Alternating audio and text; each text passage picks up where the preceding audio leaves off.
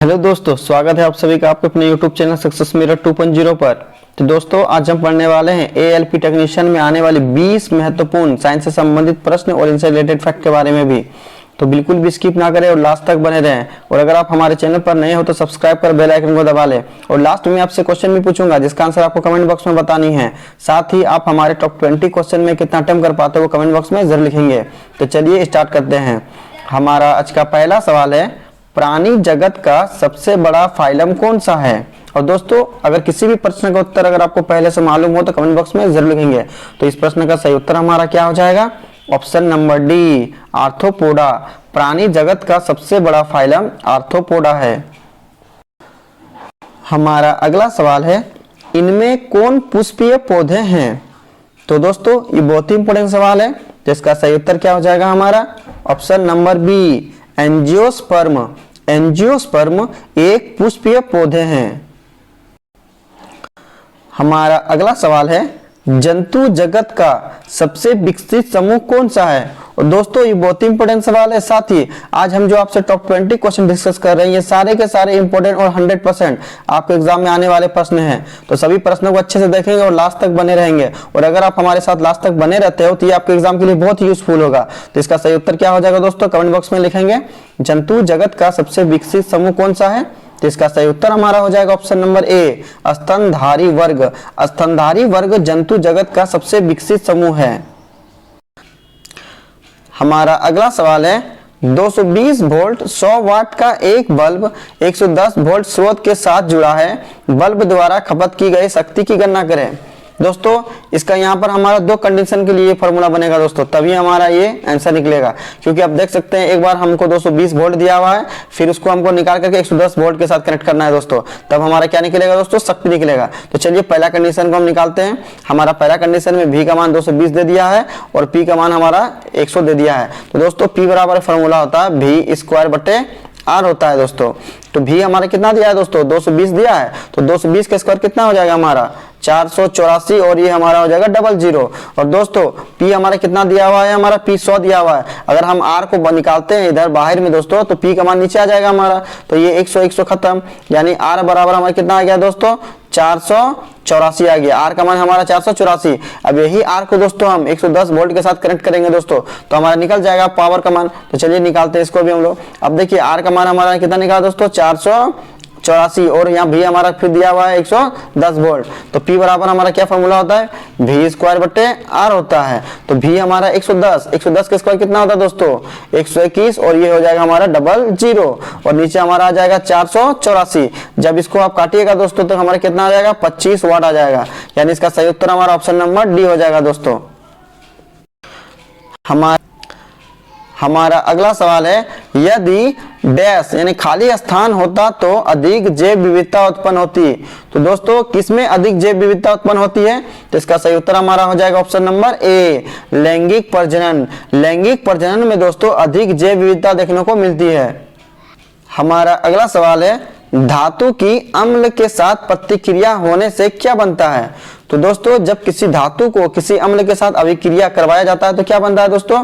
तो इसका सही उत्तर हमारा क्या हो जाएगा? ऑप्शन नंबर सी हो जाएगा, एक क्षार और हाइड्रोजन। जैसे उदाहरण के तौर पर दोस्तों, सोडियम हमने एक तत्व लिया दोस्तों, इसका हम लोग किसके साथ रिएक्शन करवाएंगे? HCl, हाइड्रोक्लोरिक अम्ल के साथ। सोडियम हमारा एक धातु हो गया और ये हाइड्रोक्लोरिक अम्ल हमारा एक अम्ल हो गया। जब इन दोनों को रिएक्शन करवाते हैं दोस्तों तो हमारा क्या बनता है? NaCl। और NaCl हमारा क्या है दोस्तों? एक क्षार तत्व है, प्लस H2, हाइड्रोजन गैस मुक्त होती है। तो आप देख सकते हैं कि जब एक धातु को अम्ल के साथ अभिक्रिया करवाते हैं तो एक क्षार प्राप्त होता है और एक हाइड्रोजन गैस प्राप्त होता है। इसलिए इस प्रश्न का सही उत्तर हमारा ऑप्शन नंबर सी हो जाएगा।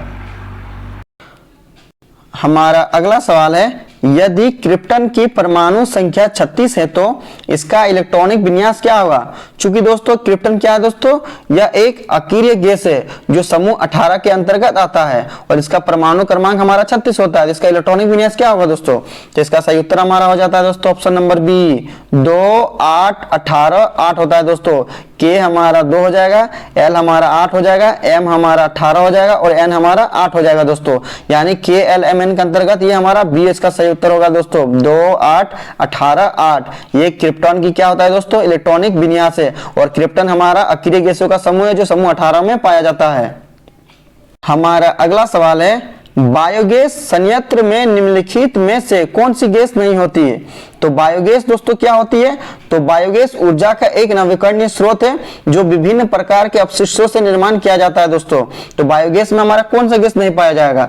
तो इसका सही उत्तर हमारा हो जाएगा option number A, carbon monoxide. Carbon monoxide दोस्तों वाहनों के ईंधनों अर्थात उद्योगों से निकलने वाली धुएं में होती है दोस्तों। बायोगैस में हाइड्रोजन सल्फाइड पाया जाता है, मीथेन पाया जाता है और कार्बन डाइऑक्साइड पाया जाता है। हमारा अगला सवाल है, निम्नलिखित में से क्या प्रकृति में कभी अकेले नहीं होता? दोस्तों ये बहुत इंपॉर्टेंट सवाल है और इसका उत्तर आप हमें कमेंट बॉक्स में बताएंगे। तो कौन प्रकृति में कभी अकेले नहीं होता है दोस्तों? जिसका सही उत्तर हमारा हो जाएगा ऑप्शन नंबर बी, बल। क्योंकि दोस्तों जब भी हम बल लगाते हैं दोस्तों तो बल एक अपोजिट दिशा में भी कार्य करता है दोस्तों, जिसके कारण बल कभी भी अकेले प्रकृति में नहीं पाया जाता है।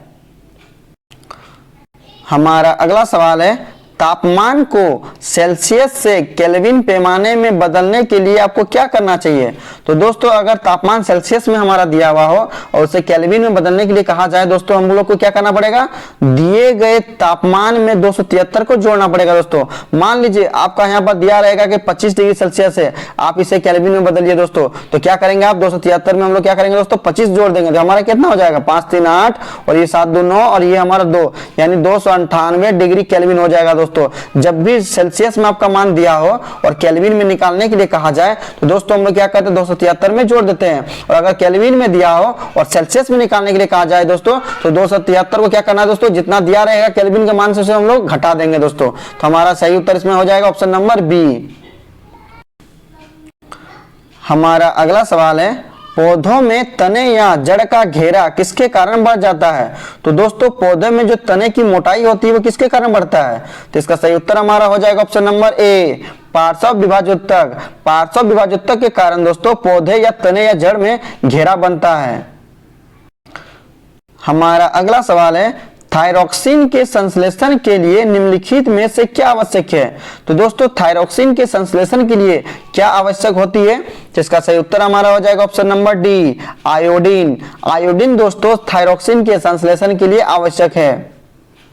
हमारा अगला सवाल है, एक वाहक का प्रतिरोध किसके विपरीत अनुपातिक होता है? दोस्तों ये बहुत इंपॉर्टेंट सवाल है।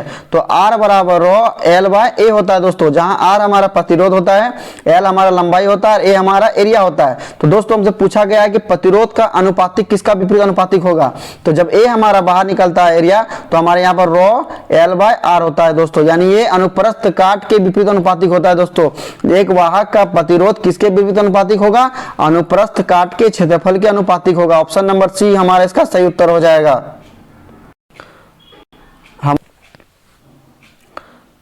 हमारा अगला सवाल है, 22 केजी के द्रव्यमान वाली वस्तु 5 मीटर प्रति सेकंड वेग के साथ चलती है, उसमें कितनी गतिज ऊर्जा होती? तो दोस्तों आप यहाँ पर देख सकते हैं कि हमारा m का मान दिया हुआ है दोस्तों 22 केजी दिया हुआ है और वेलोसिटी हमारा दिया हुआ है 5 मीटर पर सेकंड। तो दोस्तों काइनेटिक एनर्जी बराबर क्या फॉर्मूला होता है? Half mv²। तो दोस्तों 1/2 m का मान हमारा कितना दिया हुआ दोस्तों? 22 और v², 5 का स्क्वायर कितना हो जाएगा? 25। तो 2 बार में जब 22 को काटेंगे दोस्तों ये 11 बार में खत्म हो जाएगा और 11 और 25 को गुना करेंगे तो कितना हो जाएगा दोस्तों? 275, 275 जूल। तो इस प्रश्न का सही उत्तर हमारा ऑप्शन नंबर ए हो जाएगा दोस्तों, 275 जूल हो जाएगा। हमारा अगला सवाल है, निम्नलिखित में से क्या बढ़ते भ्रूण के लिए पोषक उत्तक के रूप में कार्य करता है? और दोस्तों हम आपको वो प्रश्न बता रहे हैं दोस्तों जहां परीक्षा में आपको 20 में से आप 18 करके आओगे दोस्तों एलपी में दोस्तों। तो ये सारे क्वेश्चन आपके एग्जाम के लिए बहुत इंपॉर्टेंट है, तो सभी प्रश्नों को अच्छे से आप लोग लिख लिया करेंगे दोस्तों और उन्हें अच्छे से याद कर लेंगे। तो दोस्तों इस प्रश्न का सही उत्तर हमारा क्या हो जाएगा कि क्या बढ़ते भ्रूण के लिए पोषक उत्तक के रूप में कार्य करता है? तो इसका सही उत्तर हमारा हो जाएगा ऑप्शन नंबर सी, भ्रूणपोष। भ्रूणपोष दोस्तों बढ़ते भ्रूण के लिए पोषक उत्तक के रूप में कार्य करता है, जहां से भ्रूण को पोषक प्राप्त होती है। हमारा अगला सवाल है, खाद्य पदार्थों में विकृत गंधिता जिसे रैंसिडिटी कहते हैं का मुख्य कारण वसा और तेलों का क्या है? तो खाद्य पदार्थों में विकृत गंधिता वसा और तेलों का क्या है दोस्तों? तो इसका सही उत्तर हमारा हो जाएगा ऑप्शन नंबर बी, ऑक्सीकरण। विकृत गंधिता जिसे रैंसिडिटी कहते हैं वसा और ऑक्सीजन की जैव रासायनिक अभिक्रिया के कारण वसा का ऑक्सीकरण है। हमारा अगला सवाल है, यदि आप एक दर्पण में देखते हैं तो आप पाते हैं कि प्रतिबिंब आपसे छोटा है, तो उस दर्पण का प्रकार क्या है? तो दोस्तों किस दर्पण में हम छोटा प्रतिबिंब पाते हैं? तो इसका सही उत्तर हमारा हो जाएगा ऑप्शन नंबर डी, उत्तल दर्पण। उत्तल दर्पण में हमेशा छोटा, सीधा एवं आभासी प्रतिबिंब बनता है। हमारा अगला सवाल है, निम्नलिखित में से किसने रासायनिक संयोजन के दो महत्वपूर्ण नियम बनाकर रासायनिक विज्ञान की नींव रखी? तो दोस्तों इसका सही उत्तर हमारा क्या हो जाएगा? Option number D, Antoine Lavoisier. Lavoisier ने दोस्तों, इन्होंने रासायनिक संयोजन के दो महत्वपूर्ण नियमों को विकसित किया और साथ ही दोस्तों इन्हें आधुनिक रसायन विज्ञान का जनक के रूप में भी जाना जाता है। हमारा अगला सवाल है, ब्लीचिंग पाउडर में पानी मिलाने पर कौन सी गैस निकलती है? तो इसका सही उत्तर क्या हो जाएगा हमारा? Option number C, chlorine gas. जब ब्लीचिंग पाउडर, जिसे हम लोग कैल्शियम हाइपोक्लोराइड के नाम से जानते हैं, जब उसमें पानी मिलाया जाता है तो क्लोरीन गैस का निर्माण होता है। हमारा अगला सवाल है, और दोस्तों आज का हमारा ये अंतिम प्रश्न है। साथ ही आज हमने जो आपको टॉप 20 क्वेश्चन करवाया, ये सारे के सारे इंपॉर्टेंट और 100% आपके परीक्षा में आने वाले रियल प्रश्न है दोस्तों। तो सभी प्रश्नों को अच्छे से देखेंगे और उन्हें याद करेंगे। और दोस्तों जो भी हमारे चैनल पर नए हो, सब्सक्राइब कर बेल आइकन को दबा लेंगे। और दोस्तों ज्यादा से ज्यादा शेयर किया करें, लाइक और शेयर जरूर कर दिया करेंगे दोस्तों। जो भी आपके दोस्त ALP की तैयारी कर रहे हैं उन्हें शेयर जरूर कर दिया करेंगे। तो चलिए प्रश्न की ओर बढ़ते हैं। जब एक परिपथ में कई प्रतिरोधों को श्रृंखला में जोड़ा जाता है तो प्रत्येक प्रतिरोध के पार विद्युत धारा का मान क्या होगा? तो दोस्तों आप यहाँ पर सबसे ज्यादा गौर करेंगे किस क्रम में जोड़ा गया है? श्रृंखला में। और दोस्तों श्रेणी क्रम में हमेशा धारा का मान क्या होता है? दोस्तों हमेशा समान होता है। ये आप लोग हमेशा याद रखिएगा कि श्रेणी क्रम में हमेशा धारा का मान क्या होता है? हमारा समान होता है। और समांतर क्रम में हमेशा वोल्टेज हमारा समान होता है। तो इसका सही उत्तर हमारा क्या हो जाएगा दोस्तों? कि धारा का मान क्या होगा? श्रेणी क्रम में हमारा समान होगा दोस्तों, यानी ऑप्शन बी इसका सही उत्तर हो जाएगा। जब एक परिपथ में कई प्रतिरोधों को श्रृंखला में जोड़ा जाएगा तो प्रतिरोधक पर विद्युत धारा का मान समान होगा। अब लास्ट वीडियो के क्वेश्चन का आंसर। लास्ट वीडियो में मैंने आपसे क्वेश्चन पूछा था कि पुस्तक प्रिंसिपिया के लेखक कौन है, और इसका सही उत्तर ऑप्शन नंबर सी था, न्यूटन। और लगभग सभी स्टूडेंट्स का सही जवाब दिया और मोस्टली स्टूडेंट्स के बारे में डिटेल्स में लिखा। तो मैं आपको फिर बोलूंगा कि क्वेश्चन के बारे में आपको जितना ज्यादा से ज्यादा पता उन्हें आप लिखा करो, क्योंकि जो चीजें आप लिख देते हो उन्हें आप कभी नहीं बोलते हो। अब आपके लिए आज का सवाल है, मनुष्य किस संघ से संबंधित है? 4 ऑप्शन दिया गया है, सही उत्तर आपको कमेंट बॉक्स में लिखनी है। साथ ही दोस्तों आप हमारे टॉप 20 क्वेश्चन में कितना अटेम्प्ट कर पाए हो कमेंट बॉक्स में जरूर लिखेंगे। और दोस्तों ज्यादा से ज्यादा शेयर और लाइक कर दिया करेंगे, और जो भी चैनल पर नए हो तो वो बेल आइकन को दबा करके प्रेस कर लेंगे दोस्तों। तो चलिए मिलते हैं नेक्स्ट वीडियो में, तब तक के लिए बाय बाय, टेक केयर।